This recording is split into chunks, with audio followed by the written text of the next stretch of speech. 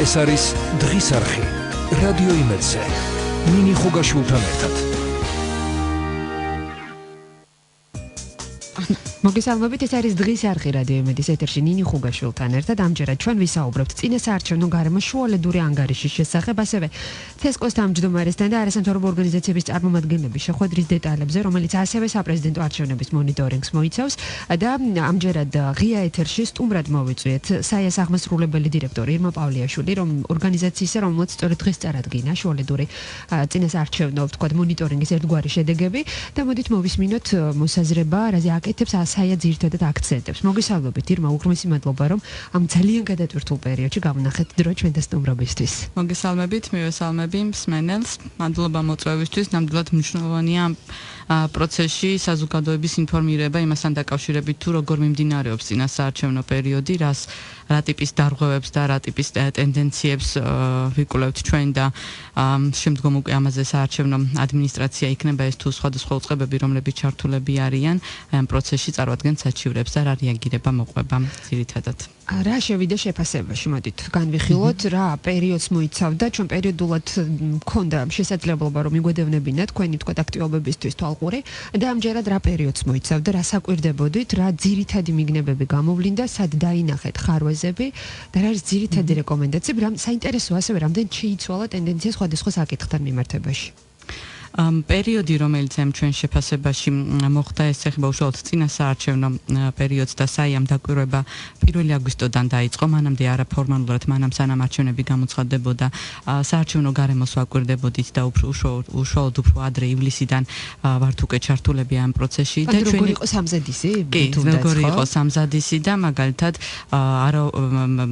საარჩევნო პერიოდში, მანამ სანამ ოფიციალურად გამოცხადდება და შევა უკვე წინასაარჩევნო რეგულაციები ხოლმე ძალაში ჩვენ გვაინტერესებს თქვათ რა პოლიტიკური პროცესები, რა საარჩევნო საკითხებზე მიდის დისკუსია, მსჯელობა თუ შეხვედრები და ამის მიხედვით ჩვენ უკვე შემდგომ უკვე ერთიანობაში წარვადგენთ ხოლმე რეკომენდაციას, ამიტომ ერთიან შეფასებაში შევიდა რა თქმა უნდა მანამდე განვითარებული მოვლენებიც. ძირითადი ტენდენცია ძალიან საინტერესო საპრეზიდენტო არჩევნებია, ჩვენ რამდენიმე ისეთი საკითხი გამოვკვეთეთ, რომელსაც მანამდე ადგილი არ ჰქონია. პირველად არის საქართველოს ისტორიაში, როდესაც მმართველმა პარტიამ კანდიდატი არ წარადგინა და დამოუკიდებელ კანდიდატს დაუჭირა მხარი. თქვენ მოგეხსენებათ ეს არის თვისობრივად ამაში იცვალა რაიმე? თვისობრივად აი საინტერესოდ განვითარდა უკვე შემდგომ მოვლენები და ეტაპობრივად მივყვეთ. პირველი ის რომ რეალურად ეს არის ბოლო არჩევნები, როდესაც პირდაპირ წესით ხდება პრეზიდენტის არჩევა და ამის შემდგომ უკვე მოხდება პარლამენტის წევრების მიერ და ასევე იმ კოლეგიის მიერ, რომელიც პარლამენტის წევრებთან ერთად თვითმმართველობის წარმომადგენლობებიდან შედგება, აი მათ მიერ მოხდება ირიბი წესით არჩევნები. ამ პრეზიდენტს ჩვენ ვირჩევთ 6 წლით და ამ პრეზიდენტის არჩევის შემდგომ ძალაში შევა საკონსტიტუციო ცვლილებები, რომელიც მანამდე განხორციელდა მთელ რიგ საკითხებთან ერთად. ტენდენცია და აი ეს თქვათ რაც მნიშვნელოვანი იყო ჩვენ რომ გამოვკვეთეთ, კონკურენტული გარემო იყო და სადღაც 46-მა კანდიდატმა წარადგინა სურვილი პრეზიდენტობის არჩევნებში მონაწილეობის მიზნით და ჯამში 25 დარეგისტრირდა. ამ შემთხვევაში საინტერესო იყო ის რაც მოყვა ამას ტექნიკური კანდიდატების არსებობა საპრეზიდენტო არჩევნებისთვის. საარჩევნო კანონმდებლობის მიხედვით არ არის დათქმა რეგისტრაციის თაობაზე და წინა ბოლო არჩევნებში რეგისტრირებული პარტიები იღებენ მონაწილეობას და წარადგენენ. ასევე საინიციატივო ჯგუფებს შეუძლიათ რომ კანდიდატი წარადგინონ, თუმცა იგივე, როდესაც კოალიციაზეა საუბარი, არ არის რეგისტრაცია აუცილებელი, როგორც აღნიშნეთ და შესაძლებლობა მისცა ამან მხარეებს, რომ არაფორმალური კოალიცია განეხორციელებინათ და მასში შემავალ პოლიტიკურ პარტიებს ცალკე წარადგინათ ტექნიკური კანდიდატები. მართალია ამით კანონმდებლობა არ დაირღვა, მაგრამ სხვა პრობლემური საკითხები წარმოქმნა. ერთი რომ ამ ტექნიკურმა კანდიდატებმა დამატებით მოიპოვეს ისინი კვალიფიციური სუბიექტების მიერ წარდგენილი კანდიდატები იყვნენ და წარმომადგენლების ყოლის შესაძლებლობა და ბიუჯეტიდან, სახელმწიფო ბიუჯეტიდან აუნაზღაურდებათ მათ წარმომადგენლების დაფინანსება და მეორე, როდესაც ჩვენ უკანონო შემოწირულობის საკითხები გამოვკვეთეთ, მაგალითად, პოლიტიკურ რეკლამებში, რომელიც ამ წინასაარჩევნოდ მიმდინარეობს, ჩვენ ვნახეთ, რომ მაგალითად ერთი კანდიდატის რეკლამირების დროს ადგილი აქვს სხვა კანდიდატის რეკლამასაც. რასთან გვაქვს ამ შემთხვევაში? ეს არის უკანონო შემოწირულობა მოქალაქეთა პოლიტიკური გაერთიანების შესახებ კანონის მიხედვით პარტიას არ აქვს შემოწირულობის განხორციელების უფლება, რა თქმა უნდა ეს ამ რეგულაციას ეწინააღმდეგება და შესაბამისად ჩვენ აუდიტის სამსახურში წარვადგინეთ საჩივარი და ვნახოთ უკვე განცხადება საჩივარი, ვნახოთ რა გადაწყვეტილებას მიიღებს აუდიტის სამსახური. საინტერესო იყო ის, რომ მართალია მე აღნიშნე, რომ კამპანია ესეთ კონკურენტულ გარემოში მიმდინარეობდა, თუმცა მას არ ჩაუვლია ქსენოფობიური სიძულვილის ენის გარეშე, ასევე იყო ეთნიკური შუღლის მოწოდებაც, როგორც კამპანიის პროცესში, ასევე პოლიტიკური რეკლამირების დროს და ამ შემთხვევაში არა მხოლოდ კანდიდატებსა და პოლიტიკოსებს შორის იყო ჭიდილი, ასევე მოყვა არასამთავრობოების სანდო სადამკვირვებლო ორგანიზაციების კრიტიკა, დაუსაბუთებელი კრიტიკა და ჩვენი დისკრედიტაციის მცდელობა. ეს ყველაფერი დაიწყო ადრე, სადღაც აგვისტოში, როდესაც მაგალითად საიამ გამოაქვეყნა ანგარიში საარჩევნო ადმინისტრაციების დაკომპლექტების კუთხით და ჩვენ იქ ვისაუბრეთ რა პრობლემები რჩება ჯერ კიდევ საარჩევნო ადმინისტრაციების დაკომპლექტებაში და მაგალითად როდესაც საუბარი იყო ოლქის დონეზე დამატებითი მე-6 პროფესიული წევრის არჩევის საკითხში 73-დან გამოიკვეთა რომ 10-11 შემთხვევაში იყო ნეპოტიზმისა და პოლიტიკურ პარტიასთან კავშირის შემთხვევები. იშვიათად მახსენდება არასამთავრობო სექტორის ესეთი გაერთიანება და ერთობლივად ჯგუფების სახით პროტესტის გამოხატვა, როგორც იყო ამ არჩევნებზე, ანუ ერთ-ერთი განმასხვავებელი ნიშანი შეიძლება რომ ასეც იყოს, რაღაცნაირად თითქოს გაერთიანება მოხდა არასამთავრობო სექტორისა გარკვეული მიზეზებიდან გამომდინარე, განსაკუთრებულად თქვათ წინა პერიოდიდან განსხვავებით და ასევე მინდა გითხოთ, რამდენად გახსენდებათ ესეთი კონკურენტული გარემო წინასაარჩევნოდ, თქვენ ხართ ერთგვარი მემატიანი არჩევნებისა, უამრავი წელია ამ მიმართულებით მუშაობთ საიაში და სწორედ აქედან გამომდინარე, რამდენად გახსენდებათ ესეთი ხალხმრავალი კანდიდატების კუთხით საპრეზიდენტო არჩევნებს რომ შევადაროთ, პრეზიდენტობის კანდიდატები არ გვაკლდა ჩვენ ყავდა მრავლად წარმოდგენილი. წელს საინტერესო იმით იყო კიდევ განსხვავებული, რომ მე აღვნიშნე, რომ მანამდე საარჩევნო კანონმდებლობაში წერია, რომ ამ საპრეზიდენტო არჩევნებისთვის იღებს კანდიდატი, რომელსაც წარადგენს მანამდე რეგისტრირებული პარტია, წინა არჩევნებზე რეგისტრირებული პარტია. ვისაც თქვათ ეს რეგისტრაცია არ ჰქონდა, მათ შესაძლებლობა არ ჰქონდათ, რომ მიეღოთ მონაწილეობა, თუმცა ცესკოს დადგენილებით დაარეგულირა და თქვა ის პირები და ის პოლიტიკური პარტიების წარმომადგენლები, ვისაც თუნდაც საპარლამენტო არჩევნებისთვის გაუქმდათ რეგისტრაცია, ეხლა შესაძლებლობა ექნებათ, რომ მიიღონ მონაწილეობა არჩევნებში და წარადგინონ თავიანთი კანდიდატი. თქვენ გეხსოვებათ გირჩის შემთხვევა, როდესაც სწორედ გირჩს რეგისტრაცია არ ჰქონდა, იგივე თვითმმართველობის არჩევნების დროს ხელმოწერების წარდგენის საკითხი იყო და აქედან გამომდინარე გირჩს არ ჰქონდა რეგისტრაცია, თუმცა დადგენილებით შემდგომ უკვე ამ კონკურენტულ გარემოს კიდევ უფრო შეეწყო ხელი იმისთვის, რომ იმ კანდიდატებსაც, ვისაც რეგისტრაცია ჰქონდა გაუქმებული, შესაძლებლობა ჰქონოდათ წარედგინათ თავიანთი კანდიდატი. რაც შეეხება გარემოს, წინა თქვათ პერიოდებისგან განსხვავებით, რით არის გამორჩეული, თქვათ ახსენეთ სიძულვილის ენა, დღეს იყო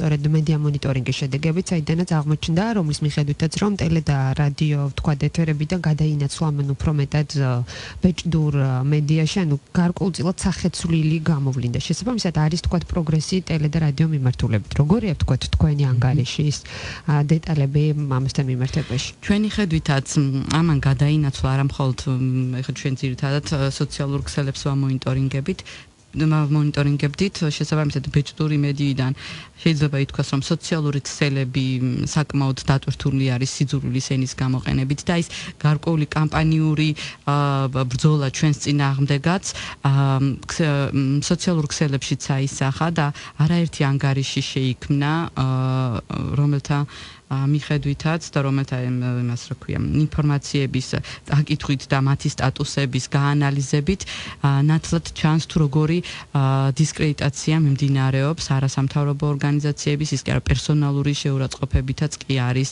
და მუქარის ტექსტებიც კი არის აი ამ სტატუსებში ხშირად. წარმოდგენილი. საინტერესოა რომ სიცრუის ტირაჟირებას ახორციელებენ და გარკვეულწილად შეიძლება ჩაითვალოს რომ ეს არის ერთიანი კამპანიის ნაწილი იმისთვის რომ სწორედ ჩვენი დისკრედიტაცია მოხდეს, ვინაიდან საზოგადოებრივი აზრის შექმნას ემსახურება შემდგომ უკვე ეს კომპონენტი და ეს ერთიანობაში ალბათ ჩვენი რეკომენდაციების სანდოობაზე აისახოს. საინტერესოა როგორია საპრეზიდენტო არჩევნებისთვის ადმინისტრაციული რესურსების გამოყენების შესახებ თქვა რასაჩვენებ შუალედური ანგარიში ამ საკითხზე იმუშავა საერთაშორისო გამჭვირვალობა საქართველოს რომელსაც სწორედ დღეს წარადგინა შედეგები და ჩვენ გვაქვს შესაძლებლობა მოვისმინოთ მათი პოზიციაც ღია ეთერში ვრთავთ საერთაშორისო გამჭვირვალობა საქართველოს წარმომადგენელს ლევან ნატროშვილს მოგესალმებით ბატონ ლევან მოგესალმებით რა შედეგები აჩვენა თქვენმა დაკვირვებამ რა შევიდა ანგარიში შუალედური კუთხით პირველ რიგში გეტყვით რა პერიოდს მოიცავდა პირველი ივნისიდან 20 ოქტომბრის ჩათვლით პერიოდი მოვიხილეთ ადმინისტრაციული რესურსების გამოყენების კუთხით ჩვენ გვაქვს სპეციალური მეთოდოლოგია ისი მეშვეობითაც ვახდენთ ამ შეფასებებს გამოვყავთ კონკრეტულ სახეობებს ადმინისტრაციული რესურსის და შემდეგ ამას ვაანალიზებ როგორც კანონმდებლობის კუთხიდან კანონის დაარღვევას, რომელიც საქართველოს საარჩევნო კოდექსში არის, ასევე ისეთ ქმედებებსაც ვაფასებთ ხოლმე, რომლებიც თავისი შინაარსით გავს ადმინისტრაციული რესურსის გამოყენებას. შეეხება შედეგებს, გადასმები გვაქვს. პირველ რიგში უნდა აღვნიშნოთ, რომ ძალადობის მხრივ თქვათ დადებითი ტენდენცია ის დაფიქსირდა რომ არ ქონია ფაქტობრივად ძალადობრივი ინციდენტები გარკვეული გამონაკლისს თუ არ ჩავთვლით და შესაბამისად ადმინისტრაციული რესურსის გამოყენება აქ არ იყო ანუ წინასწლებში ჩვენ გვახსოვს რომ ძალადობრივ ინციდენტებში ხშირად მონაწილეობდნენ საჯარო მოსამსახურეები ასევე პოლიციას არ ქონდა ადეკვატური რეაგირება ხოლმე ესეთ ინციდენტებზე ასეთი რამ არ ყოფილა ამ არჩევნებზე რაც დადებითია რაც შეეხება სხვა საკითხებს უბრალოდ უარყოფით პრობლემური იყო კვლავ საარჩევნო ადმინისტრაციების დაკომპლექტების პროცესი როგორც ალკოისის საარჩევნო კომისიების როგორც წინა არჩევნებში ახლაც ხდებოდა გარკვეული წესარისიები ადამიანებისა იმ პირებისა რომლებიც დაინიშნებოდნენ ამ კომისიებში და როგორც ეს მართლდებოდა დიდწილად ეს სიები იყო გარკვეული ჩანაწერებიც გავრცელებული სადაც ასევე თუ ეს ავთენტური ეს ჩანაწერები ჩანს რომ მართალი პარტიის გავლენა კომისიებზე საკმაოდ დიდია რაც თქმა უნდა მიუღებელია ეს პრობლემა ეს ახალი რა თქმა უნდა იყო წინა არჩევნების დროს და ახლაც როგორც ჩანს გრძელდება ასევე ძველი პრობლემა რაც ამ არჩევნებზე ხდება ეს არის საჯარო მოსამსახურეები ზოგადად საბიუჯეტო ორგანიზაციების დაფინანსებული ადამიანების მობილიზება საარჩევნო შეხვედრებისთვის და ასევე მხარდამჭერთა სიების მოგროვების ვთქვათ იძულება მათთვის იყო გამოკვეთილი კონკრეტული შემთხვევებიც ჰქონდა ესეც ძველი ტენდენციის გასვათ რეალურად პრობლემური იყო ამ არჩევნებზე კიდევ შეიძლება გამოყოფი ალბათ იყო საუბარი როცა ჩავერთე თავდამსხმეები სხვადასხვა სახელმწიფოს პირებისა და საჯარო უწყებების ხელმძღვანელების მხრიდან რომელიც არასამთავრობო ორგანიზაციების სადამკვირვებლო ორგანიზაციების წინააღმდეგ იყო თორსე მაგაზე საუბრობდით არის რა თქმა უნდა სერიოზული პრობლემა და იყო ფაქტობრივად სიახლე ამ არჩევნებისთვის იმიტომ რომ სხვა დროს არ მახსენდება ესეთი მასიური კამპანიური ხასიათის არაეთიკური თავდასხმები ასეთი მაღალი თანამდებობის პირების მხრიდან იყო გარკვეული გადაწყვეტილებები ასე დუტების მიღებული მაგალითად კომისია მარეგულირებული კომუნიკაციების მარეგულირებული კომისიამ რამდენჯერმე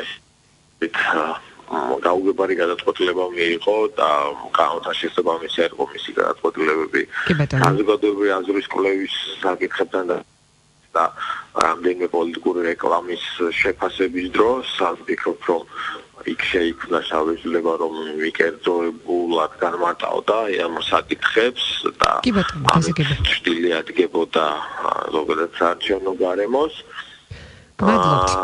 და ასე შემდეგ, იყო კიდევ უღრმესი მადლობა ლევან ნატროშვილის საერთაშორისო გამჭვირვალობა საქართველოს წარმომადგენელი საუბრობდა ღია ეთერში სწორედ მათ საპრეზიდენტო არჩევნებისთვის ადმინისტრაციული რესურსების გამოყენების თაობაზე წარადგინა შუალედური ანგარიში. ამჯერად რეკლამის დროა და მოკლე სარეკლამო ჭრის შემდეგ კვლავ დავბრუნდებით გაცემის სტუმარი გახლავთ ასე ეს წარმომადგენელი ირმა პავლიაშვილი. ეს არის დღის არხი რადიო იმედზე ნინი ხუგაშვილთან ერთად. გრძელდება დღის არხი ნინი ხუგაშვილთან ერთად რადიო იმედის ღია ეთერში გაცემის სტუმარი კვლავდებურად გახლავთ საეს აღმასრულებელი დირექტორი ირმა პავლიაშვილი. კიდევ ერთხელ მოგესალმებით ირმა. ვიდრე შემოგვიერთდება ნინო დოლიძე საერთაშორისო რესპუბლიკური ინსტიტუტის წარმომადგენელი, რა ისე რომელსაც ჰქონდა შეხვედრები როგორც ცესკოს თავმჯდომარესა და არასამთავრობო ორგანიზაციებთან და გავიგებთ მისგან მთავარ გზავნილებს და მთავარ შეფასებებს შუალედური არჩევნებისა მათგან. განმოგცეთ თუ შეიძლება ირმა საუბარი კონკრეტული დარღვევები რაც გამოვლინდა ამ პერიოდში რა იყო თქვენგან. ამ შემთხვევაში ჩვენ როდესაც ვაკვირდებოდით გამოვკვეთეთ ადმინისტრაციული რესურსის გამოყენების ფაქტები, როდესაც იგივე ტექნიკური თუ სხვადასხვა საშუალებების გამოყენებით ხდებოდა აგიტაცია და ეს იყო პოლიტიკური თანამდებობის პირების მიერ განხორციელებული აგიტაცია თუ რეგიონებში თვითმმართველობაში საჯარო მოხელეების ჩართულობა. ასევე ჩვენ ნახეთ როგორ ავალებენ აიპებში თანამშრომლებს მოაგროვონ ხელმოწერები და ჩართონ დაქვემდებარებული პირები კამპანიაში სწორედ იმიტომ რომ მხარდამჭერების შეგროვება მოხდეს მათი პერსონალური ინფორმაციის დამუშავება, სახელი, გვარი, პირადი ნომერი, უბანი, რომელ უბანზეც ისინი აძლევენ ხმას და ასევე ნათესაური კავშირები, რომ შემდგომ უკვე კანდიდატმა პირველივე ტურში გაიმარჯვოს და ჩვენთან საუბრისას ეს თანამშრომლები აცხადებდნენ, რომ სწორედ მართველი პარტიის კანდიდატის სასარგებლოდ აგროვებდნენ ამ ხელმოწერებს. ასევე უკანონო აგიტაციის ფაქტები გამოვკვეთეთ, მაგალითად კვლავ აქტუალური იყო სასულიერო პირების ჩართულობა აგიტაციაში და ისინი სალომე ზურაბიშვილის საწინააღმდეგო აგიტაციას ახორციელებდნენ. დავაფიქსირეთ შემთხვევები, როდესაც ეხებოდა კანდიდატებისთვის ხელშეშლის ფაქტებს და უშუალოდ შეხვედრების დროს ხდებოდა ხელშეშლა და გარკვეული კამპანიური ხასიათი იყო, მაგალითად სალომე ზურაბიშვილის მიმართ და ჩვენ ამასთან დაკავშირებით საჩივარი წარვადგინეთ საარჩევნო ადმინისტრაციაში უკანონო შემოწირულობაზე ვისაუბრეთ ჩვენ და იგივე უკანონო შემოწირულობის კუთხით ამომრჩეველთა მოსყიდვის ერთი ფაქტი გამოიკვეთა ეს სამეგრელოში, როდესაც ნაციონალური მოძრაობის წარმომადგენლები საგარანტიო სერტიფიკატებს არიგებდნენ და ეუბნებოდნენ მოსახლეობას და ამომრჩეველს, რომ მათი ხელისუფლებაში დაბრუნების შემდგომ აუნაზღაურებდნენ იმ ზიანს და ზარალს, რომელიც საბანკო სექტორისგან თუ სხვადასხვა ჩინოვნიკებისგან მიადგათ. ასევე რამდენიმე შემთხვევაში გამოიკვეთა იძულების ფაქტი, როდესაც იგივე დაქვემდებარებულ პირებს აიძულებდნენ, რომ ხელმოწერები შეეგროვებინათ და შემდგომ უკვე ეს პერსონალური ინფორმაცია დაემუშავებინათ. არაერთხელ გაგვიმახვილებია ყურადღება მოსყიდვის სავარაუდო ფაქტებზე, რამდენად იყო გამოკვეთილი წელს ეს პრობლემა? წელს და აღინიშნოს, რომ იგივე მოსყიდვის ფაქტი, რაც ჩვენმა დამკვირვებლებმა გამოავლინეს, შემცირებულია, იგივე ძალადობის შემთხვევები არის შემცირებული, თუმცა მაინც იკვეთება შემთხვევები, როდესაც მსგავს ტიპის ქმედებებს აქვს ადგილი და ჯერ კიდევ გამოწვევა რჩება ჩვენი გარემოსთვის. ერთიანობაში აი ამ პერიოდში საიამ 9 საჩივარი შეიტანა, აქედან 7 საარჩევნო ადმინისტრაციაში, 7-დან 1 დაკმაყოფილდა და შედგა ადმინისტრაციულ სამართალდარღვევათა ოქმი. ერთ შემთხვევაში შესაბამის თვითმმართველობის უწყებას გადაეგზავნა, რომ მან განიხილოს, ვინაიდან კვეთა არის ამ შემთხვევაში საარჩევნო ადმინისტრაციასა და თვითმმართველობას შორის და დანარჩენი ნაწილი არ დაკმაყოფილდა. ჩვენ კვლავ აკვირდებით საარჩევნო დავების განხილვის ტენდენციას. ამ შემთხვევაში შეიძლება ითქვას, რომ გარკვეულწილად სტანდარტი საარჩევნო დავების განხილვის პროცესში დაწეულია. მაგალითად 2016 წლამდე თუ იყო პრაქტიკა, რომ როდესაც დამრღვევს გამოართმევდნენ ახსნა განმარტებას, ასევე ჩვენ მოწინააღმდეგე მხარეს გვიბარებდნენ და შესაძლებლობა გქონდა რომ წარმოგვედგინა ჩვენი მტკიცებულებები, ხედვები და ზეპირი განხილვა იმართებოდა. ამ შემთხვევაში 2016 წლიდან პრაქტიკა შეიცვალა და ამის შესაძლებლობა არ აქვს. მხოლოდ წარდგენილი 7 საჩივრიდან ადმინისტრაციაში მხოლოდ ერთ საჩივარზე ნინო წმინდის ოლქში მოხდა იგივე სხდომაზე ჩვენი ინფორმირება და ჩვენ შევძელით რომ დავსწრებოდით სხდომას. სხვა შემთხვევაში ეს სტანდარტი გარკვეულწილად დაწეულია. ასევე საინტერესოა რომ 2016 წლიდან დადგენილი პრაქტიკით უკვე როდესაც ადმინისტრაციულ სამართალდარღვევათა უქმი არდგება ან ადმინისტრაციული რესურსის გამოყენების ან უკანონო აგიტაციის ნებისმიერი ისეთი დარღვევისთვის, რომელთაც გათვალისწინებულია სწორედ ამ ადმინისტრაციულ სამართალდარღვევათა უქმის შედგენა, ეს უარი უკვე არ საჩივრდება სასამართლოში და ჩვენ შესაბამისად ერთის მხრივ რომ გვეზღუდება სწორედ გასაჩივრების უფლება, ასევე ვერ ვადგენთ შემდგომ უკვე სასამართლო პრაქტიკას, სასამართლო რა განმარტებას გააკეთებს ამას თუ იმ საკითხთან დაკავშირებით. და რატომ რას უკავშირებთ ამას და საინტერესოა ვთქვათ რა შედეგზე რამდენი შეიძლება ამან სასახოს საერთო ჯამში. თუმცა მოდით მანამდე ჩვენ გვაქვს შესაძლებლობა მოვისმინოთ ნინო დოლიძის პოზიცია საერთაშორისო რესპუბლიკური ინსტიტუტის წარმომადგენელი გვერდება ღია ეთერში. მოგესალმებით ქალბატონ ნინო.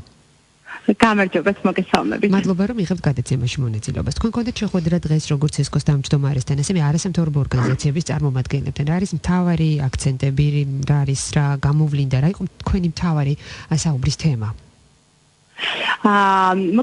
მოგახსენებთ რომ საერთაშორისო რესპუბლიკური ინსტიტუტი აკვირდება რა თქმა უნდა საპრეზიდენტო არჩევნებს, ჩამოვიდნენ ჩვენი დამკვირვებლები და სწორედ ამიტომ შევახვედრეთ როგორც ცენტრალურ საარჩევნო კომისიას, ასევე არასამთავრობოებს, რათა გაგვეგო თქვათ რა სიტუაციაა ქვეყანაში, მათთვის მიგვეწოდებინა ეს ინფორმაცია.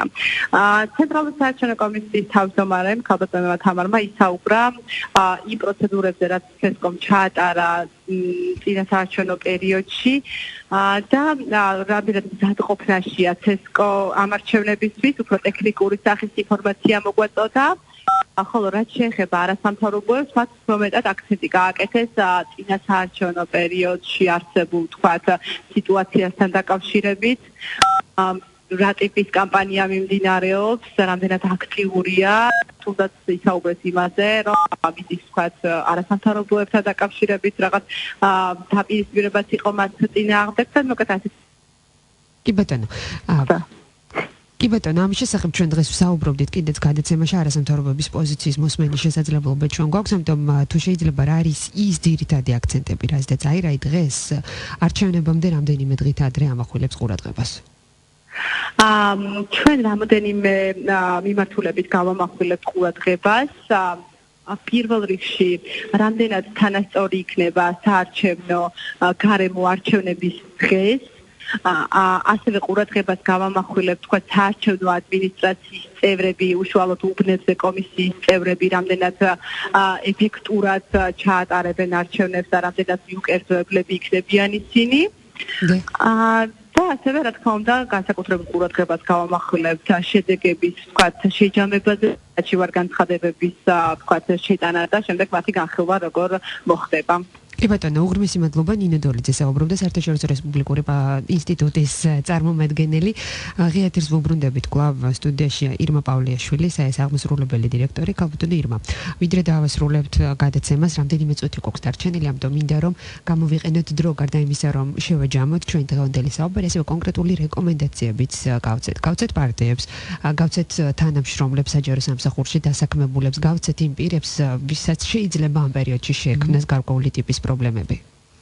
კი, ნამდვილად მნიშვნელოვანია იმისთვის, რომ საკანონმდებლო ჩარჩო, რომელიც ჩვენ გვაქვს არჩევნებისთვის, დაცული იყოს. ერთი რომ კანდიდატებმა და ჯერ კიდევ წინასაარჩევნო პერიოდი არ დასრულებულა, ის მიმდინარე არის და კანდიდატებმა და მათმა წარმომადგენლებმა უზრუნველყონ კანონმდებლობის დაცვა და იგივე ის იქნება სააგიტაციო ღონისძიებები თუ სხვადასხვა წინასაარჩევნო კამპანიის ფარგლებში განხორციელებული აქტივობები შესაბამისობაში იყოს კანონმდებლობასთან. ჩვენ მაგალითად არაერთი ფაქტი დავაფიქსირეთ, როდესაც ხელშეშლის მცდელობები იყო, როდესაც სააგიტაციო მასალებს უზიანებდნენ ერთმანეთს, შესაბამისად მნიშვნელოვანია რომ არ მოხდეს მსგავსი ტიპის ქმედებების განხორციელება. რაც შეეხება უკვე ადმინისტრაციული რესურსის კუთხით, არსებულ გამოწვევებს მნიშვნელოვანია სწორედ რომ არ მოხდეს აი ამ ადამიანების ჩაბმა და ჩვენ რიგ შემთხვევებში იყო ეჭვები სწორედ რომ იძულებით ხდებოდა სავარაუდო იძულება ხორციელდებოდა მათი ჩაბმის კუთხით, როდესაც თანამშრომლები საუბრობდნენ, სწორედ შიში ჰქონდათ რომ ეს ფაქტები როდესაც გასაჯაროვდებოდა შეიძლება სამსახურიდან გაეთავისუფლებინათ, ამიტომ ჩვენ კონკრეტულ ლოკაციაზე და კონკრეტულ IP-ებზე ვერ ვისაუბრეთ და არ ვისაუბრეთ.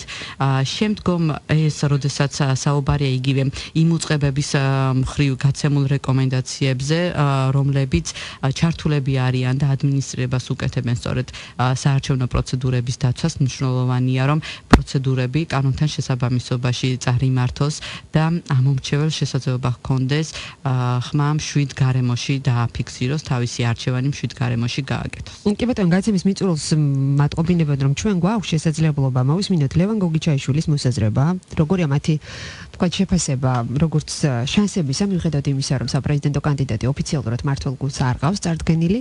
მოგესალმებით ბატონ ლევან. მოგესალმებით, მივესალმებით თქვენს სტუმარს, მივესალმებით თქვენს მსმენელს. მადლობა რომ იღებთ გადაცემაში მონაწილეობას. არჩევნებამდე რამდენიმე დღით ადრე. რა არის მთავარი აქცენტები, რაზედაც ხელისუფლება დღეს აკეთებს თქვათ განცხადებებს? წინასაარჩევნო გარემო, როგორია თქვენი შეფასებით, როგორია რეიტინგები, შიდა კვლევის შედეგები? თქვენ გაინტერესებს უბრალოდ თვითონ პროცესთან მიმართებაში თუ ჩვენ მხარდაჭერ კანდიდატთან მიმართებაში, ან კითხვის შინაარსს დავიჭირე. როგორია? კი ბატონო, როგორია თქვა შიდა კვლევის შედეგები ზოგადად, როგორია თქვენი დამოკიდებულება წინასაარჩევნო გარემო არჩევნებამდე 4 დღით ადრე? რა არის მთავარი სათქმელი თქვა ამ შემთხვევაში, როდესაც ჩვენ ვაფასებთ წინასაარჩევნო გარემოს? კარგი, გასაგებია, დიდი მადლობა. ყველაზე მნიშვნელოვანი რაც ამ შემთხვევაში თქვა, როგორც ხელისუფლების და მმართველის ხელისუფლებაში ყოფის პირველი ამოცანა არის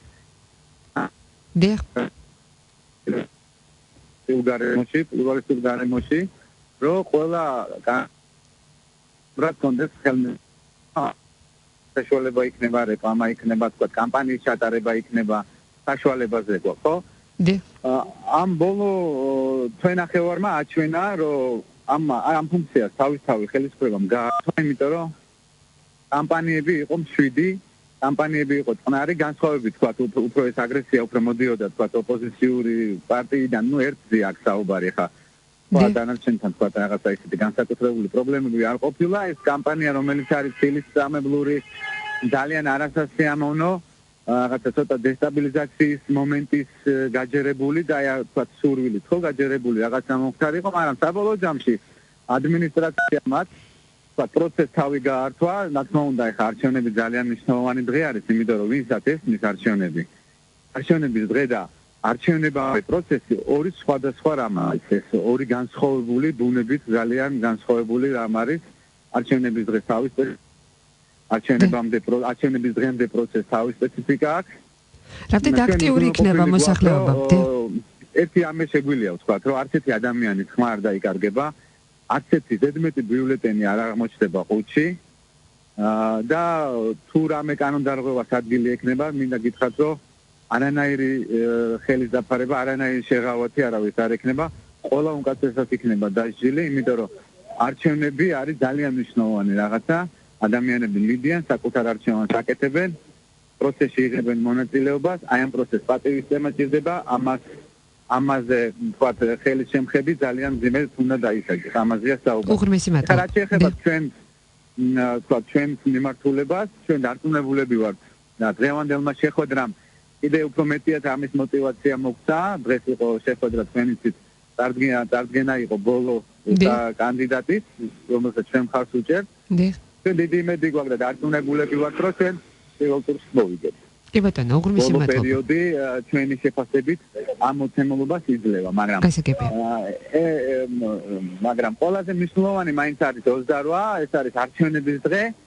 არჩევნებს კიდე ხო გითხარით, არჩევნების დღე თავის სპეციფიკა აქვს, მაგრამ ქართული ოცნება ემზადება გამარჯვებით. კი ბატონო, უღრმესი მადლობა. ჩვენ ამას გავაკეთებთ ძალიან მშვიდ წნარ სიტუაციაში და როგორც ჩვენ დავიცავთ კანონს, ასევე ვაიზულებთ, ეს დაიცვან კანონი და არ მისცემს საშუალებას თქვათ რაღაცა დესტაბილიზაცია შეიტანონ ამ დღეს. გასაგებია, უღრმესი მადლობა. ძალიან მნიშვნელოვანი დღე. უღრმესი მადლობა ლევან გოგიჩაიშვილი საუბრობდა ღია ეთერში. თქვენ გქონდათ შესაძლებლობა მოგესმინეთ მისი შეფასება, ამ შეფასებაზე დაყრდნობით, რამდენად ფიქრობთ, რომ არსებობს გარანტიები, თქვათ ის საუბრობდა სამართლიანობაზე, ის რომ არ დაიკარგება არც ერთი ამომრჩევლის ხმა წინასაარჩევნო გარემოდან გამომდინარე. როგორ ფიქრობთ, რას მოლოდინი გაქვთ თუნდაც ამ ყველაფერთან დაკავშირებით? მნიშვნელოვანია რომ ეს მოლოდინები შესრულდეს და როგორც აღნიშნეთ ამომრჩეველს მშვიდ გარემოში ჰქონდეს შესაძლებლობა თავისი პოზიციის დაფიქსირებისა და იმ ნების გამოხატვისა, რომელსაც კონსტიტუცია აძლევს. მანამდე იმისთვის რომ უსაფრთხო საარჩევნო გარემო იყოს, იმისთვის რომ მაგალითად ადმინისტრაციული რესურსის გამოყენება არ მომხდარიყო და ასე შემდგომ, მთელი რიგი აქტები მიიღო ხელისუფლებამ ერთი თუნდაც შინაგან საქმეთა სამინისტროს მინისტრის ბრძანება, სადაც განსაზღვრულია თუ როგორ უნდა მოხდეს უსაფრთხო გარემოს შენარჩუნება და პოლიციელთან ქმედებები როგორი უნდა იყოს უბნების მიმდებარე ტერიტორიაზე, ასევე მთავრობის მიერ გამოცემული განკარგულება, სადაც საჯარო მოხელეებს სწორედ ადმინისტრაციული რესურსის გამოყენებაზე ინფორმირებას აწვდიდნენ თუ რა იყო კანონდარღვევა და ასე შემდგომ. შესაბამისად, საკანონმდებლო დონეზე ჩვენ გვაქვს მთელი რიგი რეგულაციები, რომელთა პრაქტიკაში შესრულება იქნება ძალიან მნიშვნელოვანი და ნახოთ როგორ მოხდება სწორედ აი ამ აქტების შესრულება და დაცვა შემდგომ იმისთვის რომ უსაფრთხო არჩევნები იყოს და ამომრჩევლებს თავისუფლად ჰქონდეთ ნების გამოხატვა. ერთი რომ საკანონმდებლო დონე გვაძლევს ამის შესაძლებლობას, მაგრამ მერე უკვე მთავარია თუ როგორი იქნება ქმედება საარჩევნო სუბიექტების წარმომადგენლების, ასევე სხვადასხვა ჩართული პირების. ჩვენ არაერთ არჩევნებზე ვნახეთ, როდესაც იგივე უბნის მიმდებარე ტერიტორიაზე მობილიზებული იყვნენ სხვადასხვა ჯგუფები და გარკვეული დაძაბული სიტუაციებიც ინციდენტებიც იქნებოდა. უშუალოდ არა ვთქვა უბნების მიმდებარე სიახლოვეს, მაგრამ იყო მოშორებით, საიდანაც გარკვეულწილად ეს ემოცია იყო გადამდები, ეს ემოცია იყო გადამდები, ამიტომ მნიშვნელოვანია რომ გარკვეული, ასე ვთქვათ, ესეთი ქმედებებისგან თავისუფალი გარემო იყოს. უღრმესი მადლობა. სტუდიაში სტუმრობდა ირმა პავლეაშვილი, ეს აღმასრულებელი დირექტორი და მათი შუალედური ანგარიშის მიხედვით ჩვენ შეგვიძლია შევაფასოთ კიდეც ჩვენი დღევანდელი საუბარი და შევაჯამოთ. ამომრჩევლის სავარაუდო მოსყიდვის ერთი ფაქტი გამოვლინდა, ფიზიკური დაპირისპირების 3, სავარაუდო ზეწოლის 4, პოლიტიკური ნიშნით სამსახურიდან სავარაუდო გათავისუფლება ერთი ფაქტი. რამდენი დადასტურდა ეს ფაქტი? საინტერესოა თუ ეს სავარაუდო მოტივად არის მიჩნეული. ამ შემთხვევაში ჯერჯერობით ჩვენ დეტალებს ვიკვლევთ, ამიტომ არის სავარაუდო ფაქტი, ვინაიდან ეს უშუალოდ არის ექვემდებარება გასაჩივრებას ან საარჩევნო ადმინისტრაციაში ან სხვა უწყებაში. ჩვენ უნდა ვნახოთ და პირველად ის შეფასებით სწორედ სავარაუდო პოლიტიკური მოტივი იყო. შესაბამისად უკვე რომ შევისწავლით დოკუმენტებს, უკვე შემაჯამებელ ანგარიში ასახული იქნება და ჩვენ არაერთი წინა გამოცდილება გვაქვს, როდესაც სავარაუდო პოლიტიკური მოტივით გათავისუფლებულ ადამიანებს წარმოვადგენდით სასამართლოში და მათი უფლებები აღდგა. რიცხობრივად თუ ჩავხედავთ 3, 4, ერთი ფაქტი ან 7 ფაქტი, რამდენიმე ფაქტი თვითონ მუხლის მიხედვით, რომელიც გამოვლინდა. ეს არის მცირე თუ მეტი წინა არჩევნებისგან განსხვავებით. რამდენად არის შემცირებული ტენდენცია ამ მიმართულებით და დავასრულოთ საუბარი. გარკვეულწილად შემცირებულია. ჩვენ ახლა უშუალოდ ის ფაქტები გვაქვს წარმოდგენილი, რომლებიც დავაფიქსირეთ, ამ ეტაპზე გამოიკვეთა და ჩვენმა დამკვირვებლებმა გადაამოწმეს, იმიტომ რომ სტანდარტი რაც გვაქვს ეს არის, რომ ყველა ფაქტი, რომლის შესახებაც ჩვენ სხვადასხვა მხარეებისგან თუ მედია საშუალებებისგან გვაქვს ამ ფაქტებთან დაკავშირებით ინფორმაცია, უშუალოდ ჩვენი დამკვირვებლების მიერ მოწმდება და რა თქმა უნდა შემოწმებას ორივე მხარესთან ვახორციელებთ, რომ საკუთარი შინაგანი რწმენა ჩამოვიყალიბოთ, აქვს თუ არა ადგილი დარღვევას. შესაბამისად, ჩვენ რა თქმა უნდა ვაგრძელებთ დაკვირვებას, ფაქტების შესწავლას, დაზუსტებას და ერთიანობაში უკვე შემაჯამებელ ანგარიში წარმოვადგენთ. უღრმესი მადლობა. ირმა პავლეაშვილი, საეთერო სტუდიაში მუშაობდი, ნინი ხუგაშვილი, გემშვიდობებით მომავალ საეთერო შეხვედრამდე წარმატებებს გისურვებთ. ეს არის დღის არხი რადიო იმედზე. ნინი ხუგაშვილთან ერთად.